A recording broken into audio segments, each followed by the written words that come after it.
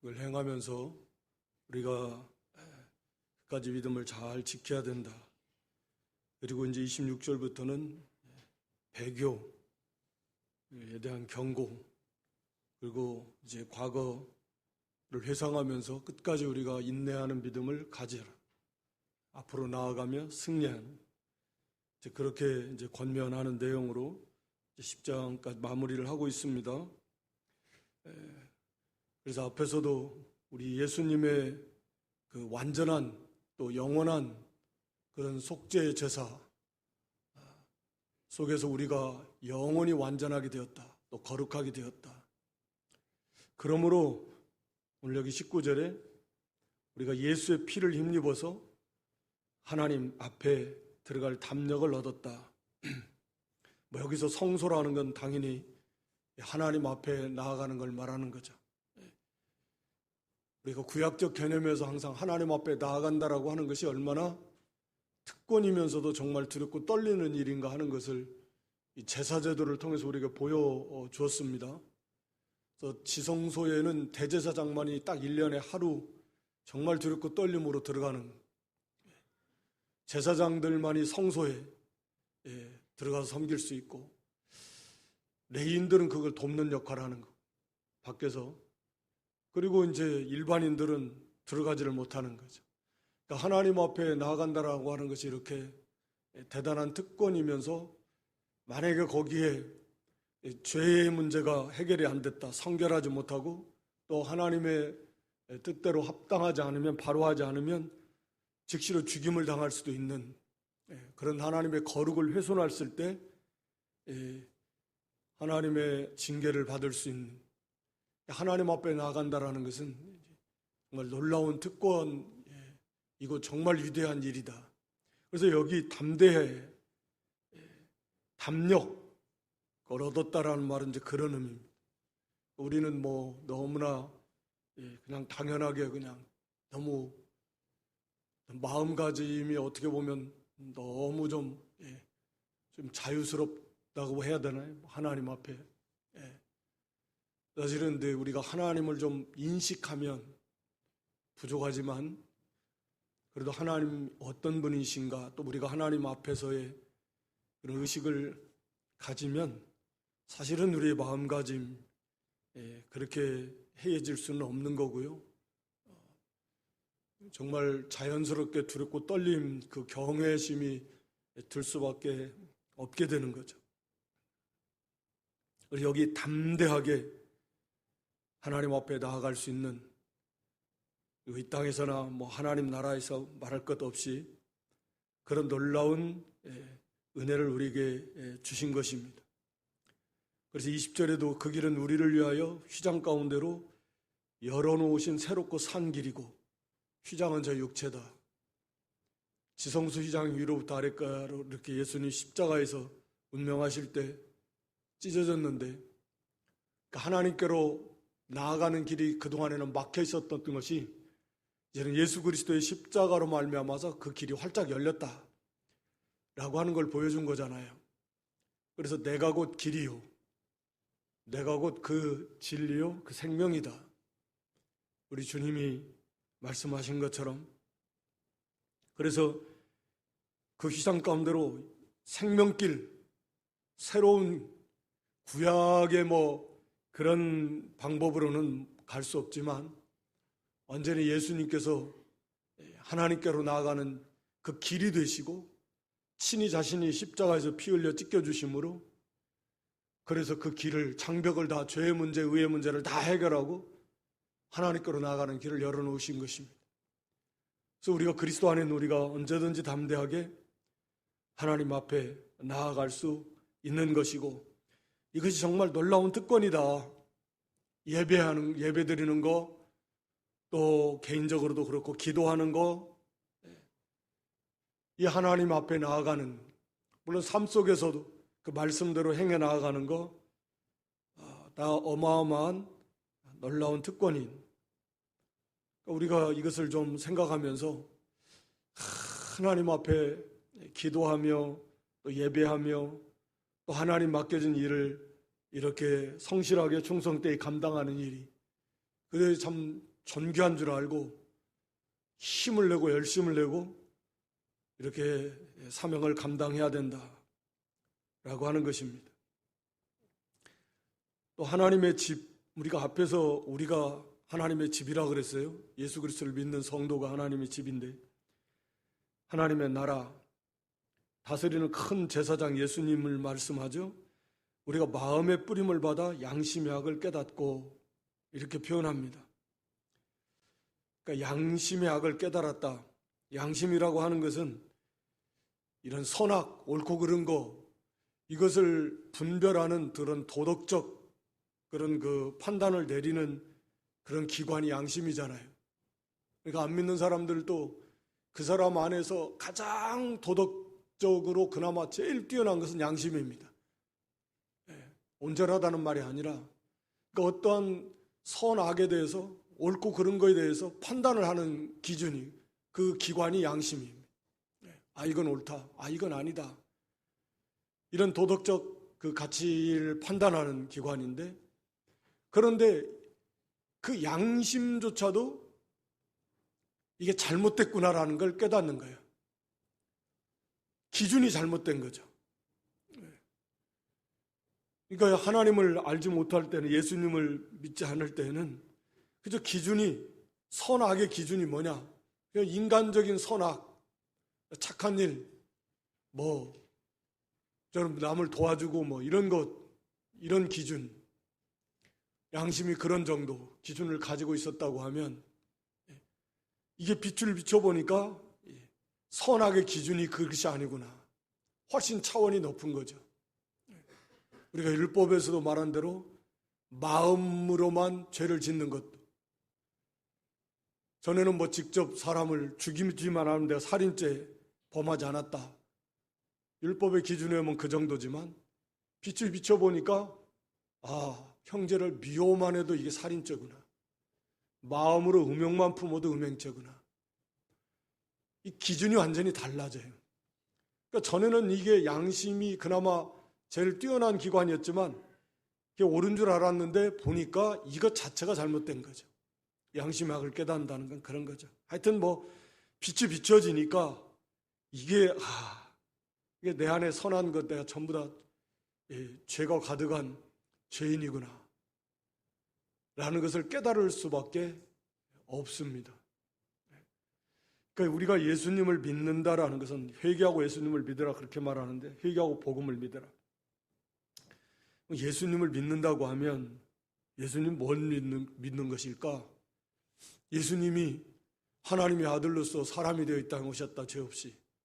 그리고 그 예수님께서 십자가에서 뭐 때문에 죽으신 걸 믿는 거죠? 죄. 직접적으로 말하면 내 죄, 우리의 죄. 내 죄 때문에 죽으신 것을 믿는 것이다. 그렇다면 벌써 그 속에는 내가 뭔 죄가 그렇게 많아가지고 나는 별로 그렇게 죄 지은 것이 없는 것 같은데 법 없이도 살 사람, 이런 생각을 하는 사람은 아직 빛이 임한 사람이 아니잖아요. 내 죄 때문에 예수님이 죽으셨다라는 것은 내가 이렇게 흉악한 죄인이구나 라는 것을 벌써 그걸 깨닫는 사람이고, 그래서 거기에 회개가 선행이 되는 거예요. 그걸 믿을 때 구원을 받는 거지. 예수님의 십자가를 믿는데, 십자가 무슨 십자가냐? 내 죄, 직접적으로 나의 이 죄 때문에 죽어주신, 그래서 거기에서 내 죄가 해결받았다. 그러면 결국 내가 정말 죄인이구나, 내가 갚을 수 없는, 내가 해결할 수 없는 그런 이 많은 죄를 지은 내가 죄인이구나 라고 하는 것을 벌써 깨달았다는 걸 전제로 하는 거예요. 그래서 그 죄의 문제를 예수님이 십자가에서 내 죄값으로 죽어주신 거구나, 그걸 믿는 거죠. 그리고 부활하심으로 이것이 다 깨끗하게 해결이 됐다. 그러니까 예수님을 믿는다라는 그 말 속에 회개, 자기가 죄인임이 깨달아지고 고백하고 그런 회개가 포함되어 있다라고 하는 거죠. 그러니까 그게 없이 자기가 죄인임을 깨닫지 못하고 그게 자체가 성립이 안 된다라고 하는 것입니다. 그러니까 뭐 그 순서는 우리가 다 알 수는 없지만, 논리적인 순서야 그렇지만, 어떤 분명한 것은 이렇게 참된 회개가 동반이 안 되는 것은 구원받을 수 없다. 반드시 그 회개가 동반이 되는 것이다 라고 하는 것은 그건 뭐 당연한 것이고 또 중요한 문제이기도 한데, 그래서 여기 양심의 악을 깨닫는 거요. 빛이 임했으니까 자기가 얼마나 흉악한 죄인인가 를 깨닫고, 그리고 그리스도의 십자가 안에서 내 죄가 다 해결받았구나, 그것을 믿어지고 깨달아지면서 영의 자유를 누리고 하나님의 은혜 속에, 그리고 이제는 이제 하나님을 경배하는 여기 참마음과 온전한 믿음으로 양심의 마음의 뿌림을 받았다, 이런 표현을 쓰는데 22절에 율법은 그냥 이렇게 외형적으로 뿌리잖아요. 근데 이제 그걸 빗대어서 하는 표현으로 보여집니다. 우리 마음에 뿌려지는 거, 짐승의 피는 그게 안 되는 거죠. 우리 마음에 그 영향을 끼치지 못합니다만, 예수님의 피는 근본적으로 우리 마음에, 우리 영을 중생시키고 우리 마음을 새롭게 하는, 새 마음을 주시는, 거기에 뿌려져서 깨끗하게 완전히 해결받는 그런, 그리고 몸을 맑은 물로 씻었다라는 건 마음으로부터 이게 깨달아서 참으로 회개하고, 그러므로 이제 하나님 앞에 이제 바른 길을 걸어가게 되는 거죠. 그러니까 참마음과 온전한 믿음으로 하나님께 나아가자. 참마음이라고 그랬는데 진짜 마음, 쉽게 말하면 진짜 마음이다. 이 말, 참마음이라는 말씀을 좀 우리가 도움을 받으려면 이 반대되는 표현이 로마서 1장 28절에 기록이 되어 있는데, 로마서 1장 28절 혹시 준비됐나요? 로마서 1장 28절. 안 됐네. 한번 찾아보시기 바랍니다. 상실한 마음이라는 표현 나왔어요? 나왔네. 그러니까 마음에 하나님 두기를 싫어해요. 그런 마음을 하나님은 상실한 마음이다 이렇게 표현합니다. 상실한 마음이라는 건 버려진 마음, 무가치한 마음, 가치가 없는 마음이에요. 마음으로서의 가치가 없어요. 아무 가치가 없는 버림받은 마음, 그런 표현입니다. 이게 진짜 마음이 오늘 여기 본문에 하면 참마음으로 나가자 그랬는데 그런 거죠. 마음에 하나님 두기를 싫어해요. 하나님 없다로, 하나님 무슨 하나님, 그 본능적으로 그걸 싫어합니다. 그런 마음, 예수를 믿기 전에는 그런 무가치한 마음, 버림받은 마음, 진짜 마음이 아니죠. 그렇지만 이제는 우리가 빛이 임해서 예수 그리스도를 믿음으로 이제 진짜 하나님을 믿고 알게 되고, 그래서 하나님을 마음에 모시는, 하나님을 알게 되는, 하나님을 사랑하는, 그게 참 마음이다. 그게 진실한 마음이다. 그런 의미입니다.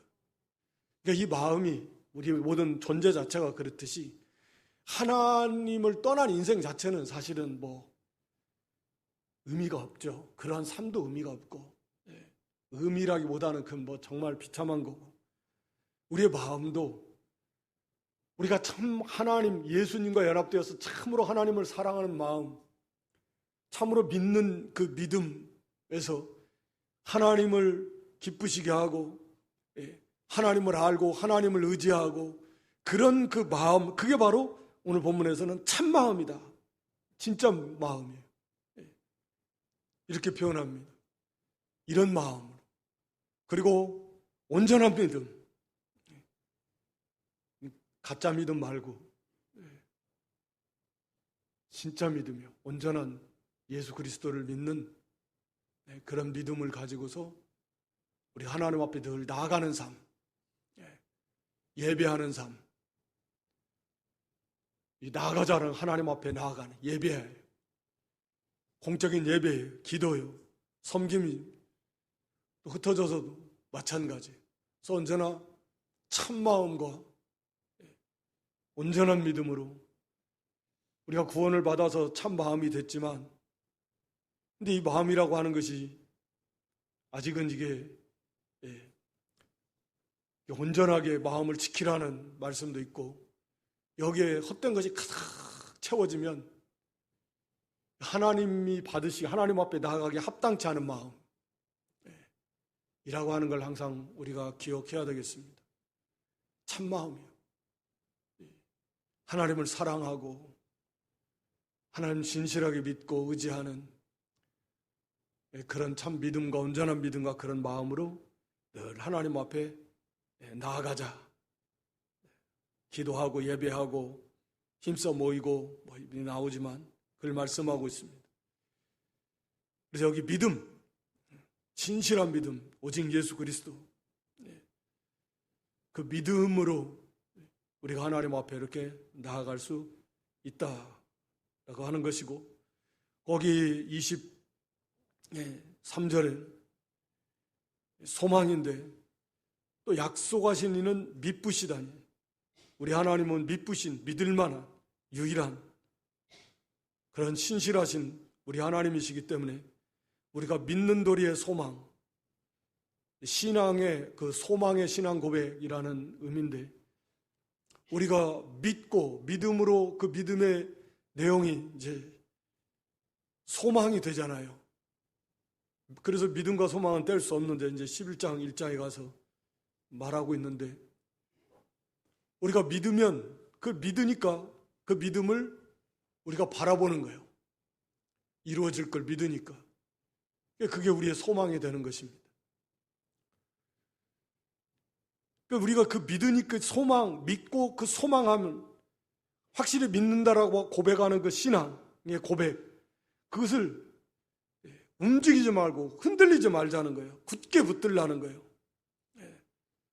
앞에서도 그 소망의 충만한 확신, 소망의 충만한 확신이 넘치도록, 이게 우리 신앙의 영혼의 닷과 같다 그랬는데, 이게 참 성도의 모습이기도 하고, 소망의 충만한 확신이 있으려면 게으르지 말고 부지런하여서 믿는 일에 열심을 내.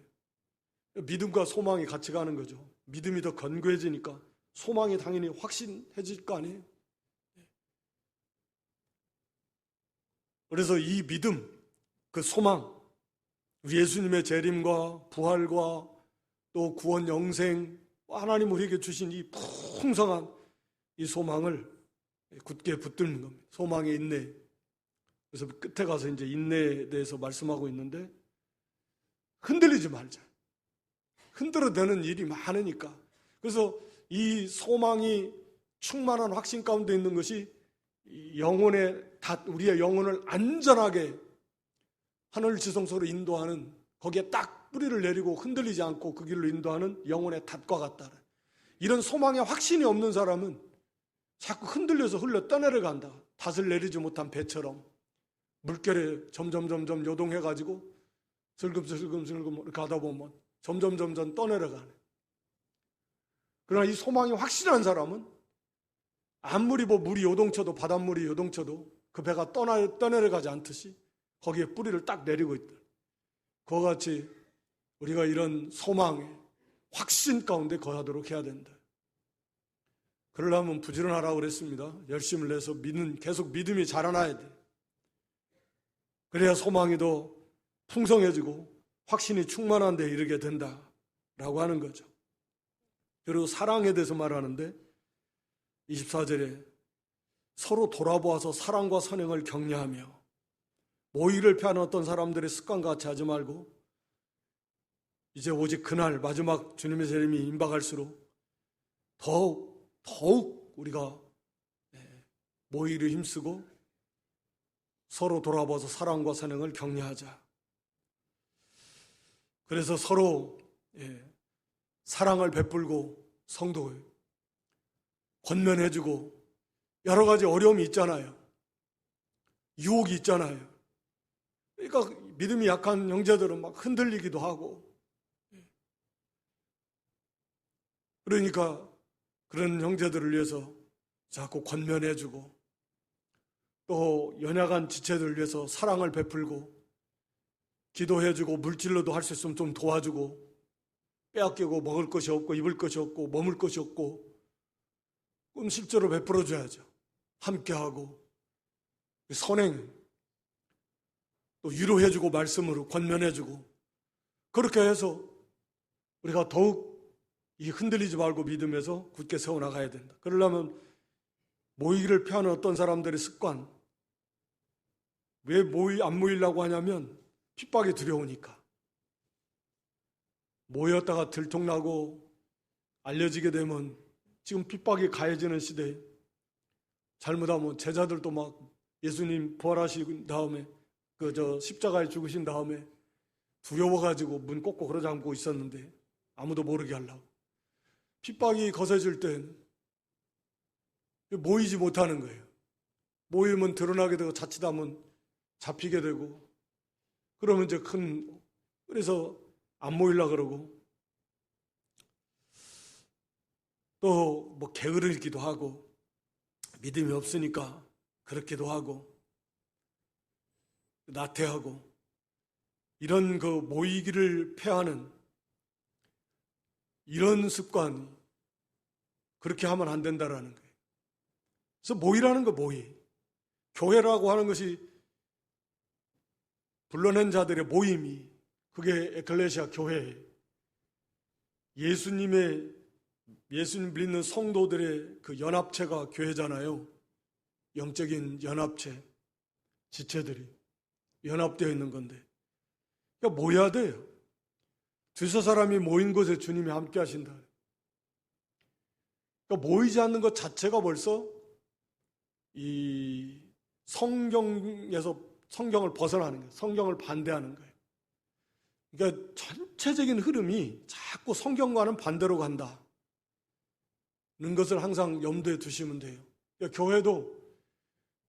교회 흐름도 뭐 구태여 모이기는 요즘처럼 어디 가면 핸드폰만 다 있으면 다 딱 연결해 놓으면 다 영상으로 해가지고 다 이렇게 하면 다 되는데, 모여봐야 힘들고 귀찮고 보기 싫고 가면 또 하야 봉사도 하기도 싫고 누구 만나기도 싫고 이게 이렇게 되는 거예요. 이게 성경적인가 갈수록 자꾸 타락해 가는 거죠. 성경은 모여야 된다는 거예요. 주 안에서 같이 모여서 함께 할 때, 당연하지 않게 부모가 자식들이 안 모이려고, 얼굴도 안 보고 안 모이려고 그러고, 함께 모이는 거 보면 다 같이 모이면 그냥 흐뭇하고 그럴 건데, 모이라. 그러니까 모이지 않도록 하는 것 자체가 벌써 반성경적이다. 그런 풍조 자체가 잘못됐다. 어쩔 수 없는 경우가 있죠. 우리가 잘 알듯이 어쩔 수 없는 경우가 있지만 그걸 하나님 모르실까요? 그렇지 않고는 모이기를 힘을 써야 된다. 그 자체가 은혜예요. 거기에 힘이 있고, 그게 하나님의 나라를 세워나가는 거예요. 여러분도 보시면 늘 하지만, 모여야 될 때 나와야 될 분이 안 나와. 그럼 벌써 힘 빠져요. 성도들이 많이 모인다 그러면 왠지 힘이 나. 근데 하나 안 나오고 쑥쑥쑥쑥 다 빠지면 힘이 언제는 쭉 빠지고, 예배도 봉사도 뭐하러 나오는데 나오면 그 자체가 힘이 나는데, 안 모이면 벌써 힘이 빠지는 거죠. 그러니까 모이지 않게 하는 것 자체가 벌써 하나님의 나라를 무너뜨리는 역사다. 이렇게 분별하시면 정확합니다. 성경에 근거해서. 그러니까 모이려고 해야 돼요. 예배, 기도에, 봉사에, 모든 일에 주의 이름으로 모여라. 그래서 나는 못해도 그냥 가서 앉아만 있어도 돼요. 그게 힘이에요. 힘써 모여서 함께 기도하고 사랑을 베풀고 격려하고 권면하고 위로해주고 이렇게 해서 이 흔들리지 않고 더욱 견고하게 하나님의 나라가 세워져 나가야 된다라고 하는 것입니다. 그러면서 여기 26절에 왜냐하면 우리는 이제 안 나와 있지만 여기 접사가 왜냐하면이라는 접사가 있거든요. 왜 그래야 되냐? 왜 우리가 이렇게 이 믿음을 굳게 붙들고 소망 굳게 붙잡아야 되고 또 서로 힘써 모여서 서로 사랑과 선행으로 격려하면서 막 힘을 써야 되느냐? 왜 그래야 되느냐? 바로 그렇지 않으면 이게 이제 왜냐하면 26절에 이 배교의 위험에 빠질 가능성이 있기 때문이다. 오늘 본문은 그렇게 말씀하고 있습니다. 앞에서 왜 이렇게 우리가 믿음 날마다 참 마음과 온전한 믿음으로 하나님 앞에 나아가도록 힘을 쓰자. 또 우리에게 주신 이 약속을 굳게 믿고 소망 굳게 붙들고 흔들리지 말아야 되고 또 서로 모이기를 힘써서 서로 사랑과 선행으로 격려하면서 힘써 모여야 되고 왜 이렇게 힘을 써야 되냐? 여기 26절 이하에 그렇지 않으면 자칫하면 배교의 위험성에 빠질 가능성이 있기 때문에 라고 하는 것이죠. 그러니까 이 말씀은 이제 혼돈하면 안 되는 게 그러면 구원받았다 그렇게 열심히 안 내면 배교에 빠지나? 그런 게 아니고 그런 게 아니고 우리 가운데 우리의 입장에서 성도의 입장에서 이렇게 열심을 내는 게 안전한 것입니다. 그렇지 않다가 여기서 이제 배교에 빠져버리는 사람이 나올 수 있어요. 또 그러한 자리에 빠지지 않도록 우리에게 더욱더 이렇게 경고하면서 열심을 내라는 그런 경계의 말씀으로 일깨워주는 것이죠. 그래서 우리가 진리를 아는 지식을 받은 후, 즉 예수님의 십자가 부활의 그 진리 지식을 받은 다음에 짐짓 죄를 범하면 다시 속지 않은 제사가 없다라고 이렇게 말합니다.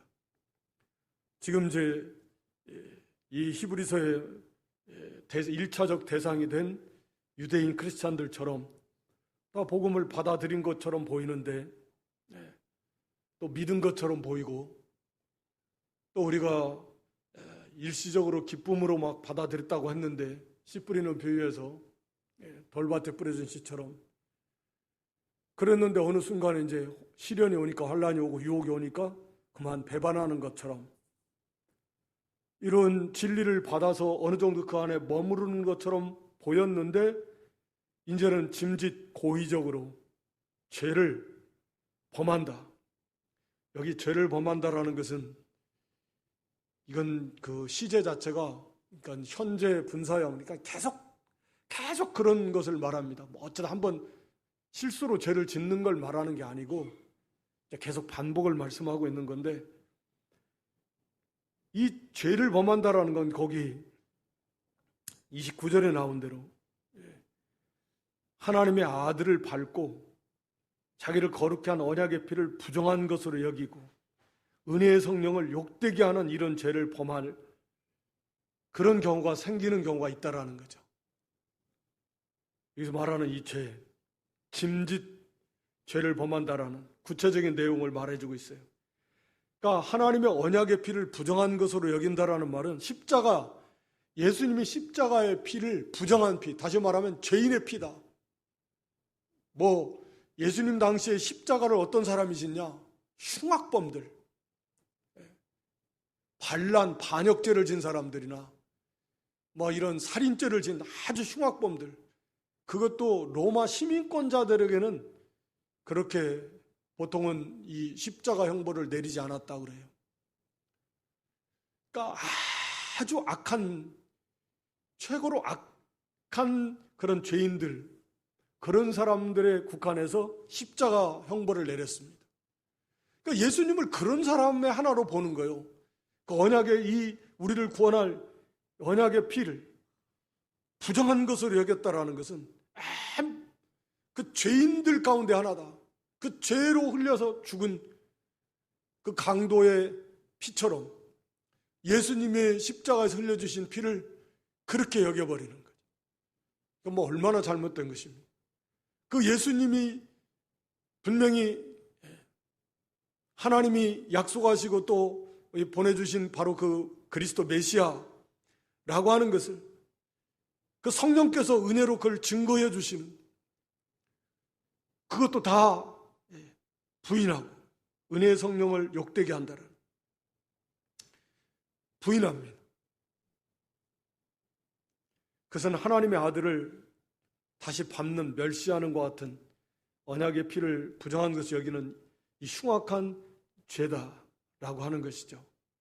그러니까 교회를 떠나고 복음을 떠나고 유대교로 돌아가고 옛날로 다시 돌아가고 그렇게 된다라는 거예요. 그렇게 되지 않으려면 열심을 내는 수밖에 없어요. 성경의 근거에서 열심을 내야 된다. 그런 자리에 빠지는 사람이 나오지 않도록 믿음과 소망과 사랑에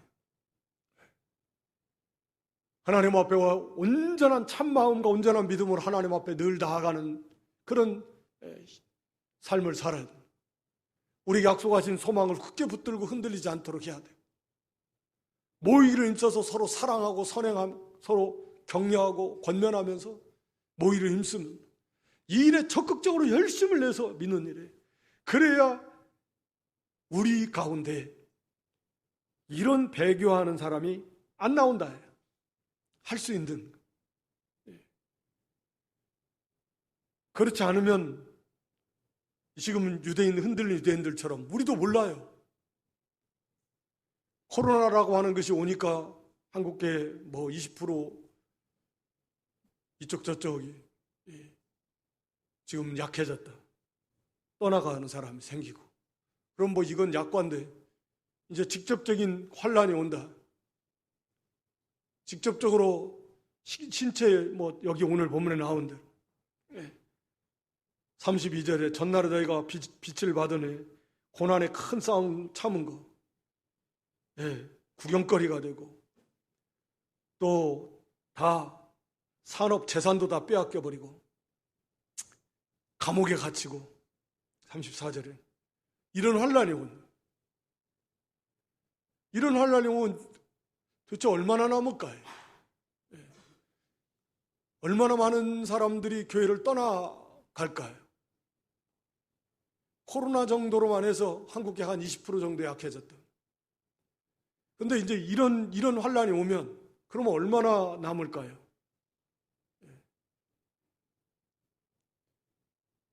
아무도 모르는 거예요. 그러나 우리가 한번 생각해 보면 적어도 코로나로 인해서 안 나오는 것보다는 더 많지 않겠을까? 그러지 않으면 참 좋겠지만, 그럼 어떻게 해야 됩니까? 개인적으로는 또 마찬가지. 시대적인 환란이 아니라도 개인적으로 큰 어려움이. 그래서 열심을 내라. 그래 믿음이 더 견고해지고 예수 그리스도를 믿는 믿음에서 견고해지고 그 약속하신 영광의 소망이 더 풍성해지고 모이를 힘써서 서로 사랑하고 연약하니까 선행을 행하며 서로 붙들어주고 격려해주고 기도해주면서 이렇게 힘을 써야 그 가운데서 이런 교회에서 떨어져 나가는 사람들이 생기지 않는. 장담하면 위험합니다. 그래야 되겠다. 그래서 이게 진리를 거역하고 나가는 사람들은 하나님의 무서운 심판만 없어. 다시 속지 않은 제사가 없다. 왜? 예수님의 십자가의 피를 부정한 것으로 흉악범의 피 흘린 그 피로 여겨버리는 그 예수님의 십자가 부활을 가지고 역사하시는 성령의 역사를 거부한 뭐 무슨 수로 구원을 받습니까? 그래서 우리가 흔히 이건 구원받을 수 없는, 택함받지 못한 그런 사람들이, 당연히 그런 사람들이죠. 근데 이게 교회 안에 있다라는 게, 있을 수 있다. 있어요. 그러니까 이렇게 되지 않으려면 열심을 내라. 그래서 앞으로 개인적으로나 시대적으로 이제 주님의 재림이 정말 임박하고 있는데, 이런 어려움이 올 때, 환란이 올 때에도 든든히 서가기 위해서는 지금 이렇게 부지런히 열심을 내서 준비 잘하고 믿음을 지켜나가야 된다라고 하는 것입니다. 그래서 이거 하나님의 심판이 얼마나 무서운가 한번 생각해 보라. 29절에는 모세의 말씀, 법을 어긴 사람들도 하나님의 진노를 받았습니다. 죽임을 당한다. 하물며 이렇게 하나님의 아들을 짓밟고 그 은혜의 언약의 피를 부정한 것을 여기 은혜의 성령을 욕되게 하면 그들이 받을 형벌이 얼마나 더 크겠는가 한번 생각해 보라. 그래서 30절에 가서는 하나님의 손에 빠져 들어가는 것이 무섭다. 하나님의 31절에 심판, 하나님의 심판에 빠져 들어가는 것이 무섭다. 제일 무서운 것이죠. 하나님의 진노의 심판. 그러니까 그리스도 안에 있지 않으면 다 이렇게 되게 될 것인데, 더더군다나 이 빛을 받은 다음에 여기에 다시 그것을 모독하고 떠나가면 사실은 그 죄가 훨씬 더 큰 거죠. 그래서 32절부터는 과거를 한번 생각해 보라. 전날에 너희가 빛을 받은 후에 예수 그리스도를 믿은 다음에 고난의 큰 싸움에 참은 것을 생각하라는 거예요. 왜? 빛이 오니까 다 알잖아요. 이거 전에 우리가 믿었던 것이, 우상을 섬기던 것이 얼마나 그게 잘못된 것인가. 빛이 비추니까 이미 다 아는데, 이것이 어느 길이 생명길인가, 의의 길이고 다 합니다. 하나님의 심판과 구원 다 합니다. 그러니까 당연히 이 참 빛을, 참 생명을 받았으니까 이제는 어떠한 대가를 치르고서라도 그 믿음의 길을 걸어가는 것이 당연한 것입니다. 이게 진짜 빛을 받은 사람들의 특징이죠. 빛이 임했는데도 어둠 속을 간다? 그럼 빛이 없는 거죠, 그 사람에게는. 일시적으로 하는 걸 말하는 게 아니고, 그 길을, 그 어둠 속에, 어둠의 길을 가는 걸, 그건 빛을 받은 사람이 아니다라고 하는 것입니다. 그래서 큰 고난의 큰 싸움, 영적인 싸움이죠. 그래서 이 고난 속에서도 믿음을 지키는 게 영적 전쟁인데, 비방을 받고 환난을 당하고 사람들에게 구경거리가 되고, 혹은 이미 이런 환난을 당하는 자들이 그들과 함께해서 그들과 같이 같은 편에 섰다라는 거죠. 자기가 그런 형편을 당하기도 하고, 혹은 자기가 안 당하면 다른 그런 형편을 당한 형제들 편에 서서 그들을 도와주고 같이 그 편에 서는 거예요. 그리고 같이 고난이 오겠죠. 그가 사귀는 자가 되었다. 옥에 갇힌 사람들을 동정하고 같이 나누고 재산을 빼앗겨도 기쁘게 당해는. 왜? 더 낫고 영부한 산업, 하늘에 우리의 기업이 있는 걸 알기 때문에, 확신하기 때문에. 이 땅에 재산을 빼앗겨? 오히려 고난받으면 하늘의 기업이 더 커지니까 기쁘게 당했다라는 거예요. 더 낫고 영원한 사람이 있는 줄 아니까, 이런 확신, 이런 믿음이 거했으니까, 믿음 때문에 내 세상의 재산을 빼앗긴다. 기쁨으로 당했다. 이게 참 믿음의 세계고, 이게 하나님의 은혜 안에 있는 세계. 이런 사람을 어떻게 이게 감당하겠습니까? 11장에 가서 나오겠지만 세상이 감당을 못하는 거예요. 죽인다 그러면 더 좋아하면 방법이 없어요. 어떻게 해볼 방법이 없다. 과거의 은혜에 있을 때 이랬다는, 더 낫고 영원한 세상의 것은 비교할 수 없죠. 이걸 우리에게 있는 거예요. 이미 하늘의 기업이 있습니다. 그리고 이거 다 놓고 우리가 거기 가서 이제 누리게 돼. 그런 부활의 몸을 입고 하늘의 영원한 기업에서 왕권을 가지고, 정말 저와 여러분이 뭐라고 왕권을 가지고 하늘에서 왕 같은 제사장으로서 그 기업을 누리면서 썩지 않고 더럽지 않고 새하지 않는 영원한 그 무한한 영광의 기업을 우리가 받아서 누리면서 하나님의 전전에서 하나님을 섬기면서 정말 영원토록 생명의 충만한 세계 속에서 영생을 누리는, 상상도 못하는 복이에요. 이걸 우리에게 다 베풀어 주신 것입니다. 그러니까 그런 담대함, 이 담대함이라는 거 확신으로도 번역하는데, 이런 확신과 담대함은 확신, 믿음에서 나오는 거니까 이걸 버리지 말라라는 거죠. 육신이 그거 죽인다고 그래도 걱정할 게 하나도 없는 거예요. 진짜 죽음은 우리와 상관없잖아요. 이미 영생을 얻었는데, 부활의 생명을 얻었는데, 부활의 몸이 예비되어 있는데, 하늘의 기업이 있는데, 주님이 함께 하시는 넉넉하게 이기게 해주실 거니까. 그러니까 이런 담대함, 확신과 담대함을 버리지 말. 그래서 끝까지 믿음을 지키면 큰 상, 하늘의 상, 그것도 큰 상을 주신대. 36절에 인내가 필요함은 너희가 하나님의 뜻을 행한 후에 약속을 받게 함이라. 인내가 있어야 하나님의 뜻을 다 행할 수 있고요, 하나님의 뜻을 다 행해야 그 약속의 상급과 기업을 받게 되는 거죠. 그러니까 인내 없이는 안 돼요. 인내함으로 열매를 맺어 자라난다 그랬는데, 신앙생활에 인내하지 않고는 안 된다. 인내라는 단어 자체가 그런 의미인데, 그러니까 자기가 믿는 믿음에 굳게 서 어떠한 어려움이 와도 그 속에서 끝까지 이 믿음을 지키는 거예요. 그게 인내입니다. 그래서 거기서 하나님의 뜻을 다 순종하는 거예요. 인내하면서. 그리고 약속하신 하나님의 모든 영광의 상급을 다 받는 것입니다. 그래서 그게 하나님의 법이니까 반드시 인내가 필요한 거죠. 그럼 하나님 말씀 지키려면 어려움이 오고, 그 어려움 속에서도 믿음을 지키려니까 인내가 필요한 것이고, 그래야 자라나고 강해지고 상급을 받고, 하나님의 약속의 법이니까 당연한 거예요. 잠시 잠깐은 오실리가 오시리니 지체하지 아니하시리라. 이 말씀 주신 지 벌써 2000년이 지났어요.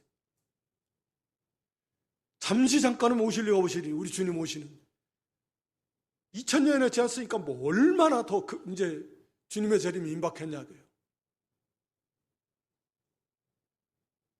이제 아마 좀 들리는 게 이슬람권에서도 이 복음 믿는 사람들이 상당히 많아지고 있다잖아요. 가정적으로 이슬람 지역에서도 이 복음이 믿어지고, 그리고 저 이제 이스라엘 땅에도 모르겠습니다. 저는 제가 볼 때는 하여튼 이스라엘이 회개하고 돌아와야 되는데, 그 예루살렘의 이슬람 세력도 없애져야 되고, 유대교가 다 이제 기독교로 돌아와야 되고, 그런 사전에 정지 작업 아닌가도 싶고, 하나님의 섭리 속에서 이 유대인들도 깨닫고 회개하고 돌이키게 하는 그런 하나님의 섭리도 있으실 수 있고, 이런 걸 통해서 아예 그냥 이슬람 세력을 예루살렘에서 제거할 수도 있고, 하여튼 거의 임박했죠. 복음이 돌아오. 그러면 이제 정말 주님 재림, 반시고요에 지난 다음, 반시고요라는 건 이스라엘 백성들의 입장에서도 반시고요가 돼야 되고, 중국이나 북한 땅에 있는 성도들의 입장에서도 반시고요가 돼야 되고, 그러니까 이 세상에 있는 모든 성도들의 입장에서 반시고요가 돼야 된다고 보여지는데, 하여튼 그리고 이제 이 핍박이 임하고 주님의 재림이 임할 것입니다. 그러니까 이제 거의 그 막바지. 그래서 아마 기대하기는 우리가 사는 동안에 이스라엘 민족이 복음화된다고 하면 이제 진짜 끝이 다 왔구나 라고 하는 걸 우리가 이제 알 수 있을 것입니다. 하여튼 이제 주님 오십니다. 지체하지 않은 하나님의 뜻이 지체되는 법이 없어요. 지금도 신속하게 단 1분 1초도 헛되지 아니하고 하나님의 뜻이 다 신속하게 이루어져 가고 있습니다. 오직 믿음으로. 우리 하박국 2장 4절의 말씀을 이용해서 나여는 믿음으로 산다. 믿음으로. 뒤로 물러가면 하나님이 기뻐하시지 않습니다. 39절에 우리는 뒤로 물러가 침륜, 이 바른 성경은 멸망이라고 바르게 번역을 했는데 멸망이라는 단어입니다. 멸망에 빠질 자가 아니다. 뒤로 물러가면 멸망으로 물러가는 거예요. 이렇게 자꾸 물러가고 믿음을 자꾸 버리고 이런 거예요. 앞으로 나아가야 되는데 어려움이 오면 거기서 양보하고 물러가고, 또 저런 어려움은 거기서도 양보하고 물러가고, 또 이런 어려움은 여기서 양보하고 물러가고, 그러면 이제 교회 떠나는 거죠. 못 나와요. 이렇게 이런 어려움이 오니까 거기서 양보하고, 저런 어려움이니까 거기서 양보하고, 또 저런 것도 오네 또 양보하고, 교회 못 나갑니다. 멀리 떨어져 버려요. 멸망으로 떨어져 나간다. 우리는 영혼을 구원함이 이런 믿음을 가진 자, 그러니까 참된 믿음을 가진 사람들은 뒤로 물러가는 사람들이 아니다라는 거죠. 쉽게 말하면 뒤로 물러가는 사람들은 혹시라도 한 번 물러섰다 회개하고 뭐 두 번, 세 번, 두 발, 세 발 더 전진해야 돼. 참 믿음을 가진 사람은 뒤로 물러가는 사람들이 아니다. 앞으로 전진하는 사람들이지. 쉽게 말하면 그 말씀입니다. 오직 믿음으로 사는 거예요. 믿음으로 우리가 구원받았고, 우리 사는 것도 믿음으로 사는지, 눈에 보이는 것으로 사는 것도 아니고. 그래서 그것이 우리의 소망이고, 그래서 믿음은 이제 바라는 것, 뒷상에 보지 못하는 게 증거가 되는 거예요. 오늘 여기 믿음, 또 소망, 사랑, 열심을 내야 되는 거예요. 왜 그래야 되느냐? 그렇지 않으면 이 환난의 어려움이 올 때 배교하는 사람들이 생긴다. 믿음을 배반하고 떠나는 사람들이 생기고, 그런 사람들은 다시는 구원받을 가능성이 없다. 무서운 말씀입니다. 그 사람들에게 남겨진 건 정말 무서운 하나님의 진노의 형벌 밖에 없다. 이런 자리에 만약 한 사람이라도 빠진다면 정말 안 되잖아요. 정말 두려운 일이잖아요. 그렇게 되지 않으려면 이 공동체가 믿음 교회가 이렇게 믿는 일에 열심을 내고 모이기를 힘쓰고 서로 사랑하고 선행으로 격려하고, 그래서 소망이 더욱 풍성하게 되고 견고해지고, 그래서 끝까지 어떤 환난이 와도 믿음의 선진들처럼, 또는 개인적으로 과거에 처음 예수 믿고 막 어려움이 있을 때도 끝까지 믿음을 지켰던 그런 처음 신앙, 처음 은혜, 처음 그 사랑에 뜨거웠던 그때를 또 생각하면서 그때처럼 끝까지 우리가 인내하면서, 그래서 우리 주님의 재림을 준비하고 믿음을 잘 지키고 승리해서 구원의 영광의 구원에 이르는 그런 저와 여러분 다 될 수 있기를 주님의 이름으로 축원합니다.